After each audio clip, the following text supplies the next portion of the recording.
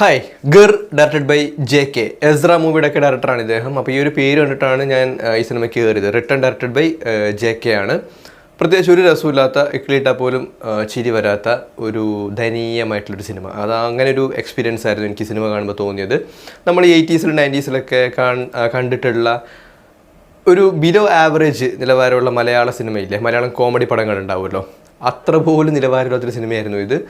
ദയനീയം എന്നല്ലാതെ വേറൊന്നും പറയാനില്ല. സിനിമയിലേക്ക് വരികയാണെങ്കിൽ കുഞ്ചാക്കോ ബോബൻ, സുരാജ് വെഞ്ഞാറമൂട്, നമ്മുടെ മഞ്ജു പിള്ളൈ, അതുപോലെ തന്നെ അലൻസിയർ, പിന്നെ CBK തോമസ്, അതായത് പോലീസുകാരൻ, പിന്നെ അങ്ങനെ കുറേ ആർട്ടിസ്റ്റുകൾ, ചെറുതും വലുതുമായിട്ടുള്ള ഒരുപാട് ആർട്ടിസ്റ്റുകൾ സിനിമയിൽ അഭിനയിച്ചിട്ടുണ്ട്.